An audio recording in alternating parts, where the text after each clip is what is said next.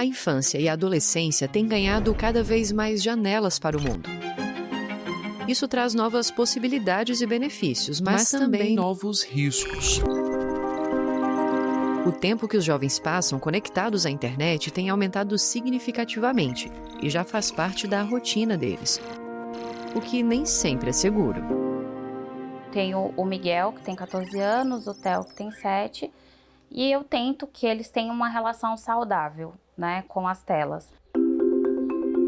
Eu controlo porque eu acho que eles ainda não têm maturidade suficiente para discernir o que é real do que não é, de quem que é bom e quem que é ruim. Hoje em dia, com os aparelhos, eu fico mais focado em jogar. Continuo indo pra rua, mas não com tanta frequência assim, que nem antes. Meu passatempo, né? Eu uso, assisto, uso para estudar também, uso para conversar. Muitas vezes, crianças que estão sendo expostas a telas, elas podem reproduzir sintomas do TDAH, como hiperatividade, dificuldade de atenção, simplesmente pelo fato de estarem recebendo muitos estímulos negativos e poucos estímulos positivos. E muitas vezes, mudando uma rotina, conscientizando os pais, colocando essa criança para fazer um esporte, alguma outra coisa. Um levantamento divulgado pelo governo federal revelou que 93% das crianças e adolescentes de 9 a 17 anos acessam a internet. 83% delas têm perfis em redes sociais, sendo que se analisarmos apenas aqueles entre 15 e 17 anos, 99% confirmaram ter contas ativas e 23% dos entrevistados começaram a usar a internet antes dos 6 anos de idade. Desde 1990, o Brasil conta com o Estatuto da Criança e do Adolescente. Mas com as novidades trazidas pela tecnologia, foi necessária a edição de uma legislação específica, a Lei 15.211 de 2025, conhecida como o ECA Digital. Entre as principais novidades trazidas pelo ECA Digital estão a exigência de mecanismos de verificação de idade, o fortalecimento do controle parental, a proteção dos dados pessoais de crianças e adolescentes e a responsabilização das plataformas digitais pela prevenção de riscos como cyberbullying, exploração sexual e exposição a conteúdos inadequados. A nova legislação também restringe a publicidade direcionada ao público infanto-juvenil e amplia a fiscalização sobre empresas de tecnologia. Dentro do ambiente digital, a gente tem basicamente os mesmos riscos que a gente tem fora dele, né? Que é a questão do assédio, da importunação sexual, dos golpes. Então, a gente tem problemas muito parecidos. O diferencial é que dentro da internet deveria ser mais fácil de evitar, mas não é, porque as crianças têm um acesso muito livre. Mesmo antes da entrada em vigor do ECA Digital, o Superior Tribunal de Justiça já julgava conflitos em ambiente online, aplicando o Estatuto da Criança e do Adolescente, a Constituição Federal e a legislação que regula o uso da internet. Em um deles, a quarta turma, para atender ao princípio da proteção integral e garantir celeridade, decidiu que é dever do provedor de aplicação de internet retirar conteúdo que viola direitos de crianças e adolescentes assim que for comunicado do caráter ofensivo da publicação, independentemente de ordem judicial.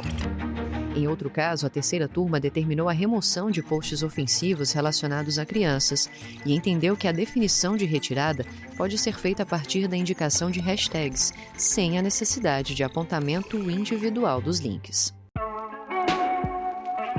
O STJ também aprofundou o debate sobre os desafios relacionados aos direitos infanto-juvenis e a aplicação do novo ECA durante a 7ª Conferência Ibero-Americana dos Direitos da Criança. Operadores do direito, especialistas e adolescentes de diversos países se reuniram para discutir caminhos para a efetividade dos novos direitos previstos na legislação. Essa articulação plural, por si só, revela a dimensão do desafio que enfrentamos e a necessidade de respostas igualmente articuladas. O ambiente digital deixou de ser espaço periférico ou meramente acessório. Ele passou a integrar a própria experiência de crescer, aprender, conviver, comunicar-se e formar a identidade. Nossa Constituição é a única do mundo que prevê que a criança é uma prioridade absoluta para todos, para o Estado, o Poder Executivo, o Legislativo, nós do Judiciário e também a sociedade. Só que essa proteção não chegava na internet. É constatada a necessidade de estruturar política pública preventiva em matéria de violência digital, priorizando intervenções anteriores à exposição a conteúdo nocivo. Mais do que nunca, a gente queria reafirmar a importância do multilateralismo, do diálogo e da cooperação entre os nossos países para garantir o futuro de crianças e adolescentes. Isso tudo coloca o Brasil em um outro patamar de proteção dos direitos das crianças e dos adolescentes, tornando o nosso país uma referência global para isso. O ECA Digital é uma das primeiras legislações do mundo que trabalha no sentido da proteção dos direitos da criança e do adolescente nos meios digitais. Esperamos que com essa reflexão aqui no Superior Tribunal de Justiça possamos construir suportes para a interpretação nacional desta legislação. Já nascemos nessa geração. A Sara, que conversou com a gente no início dessa reportagem, participou da conferência.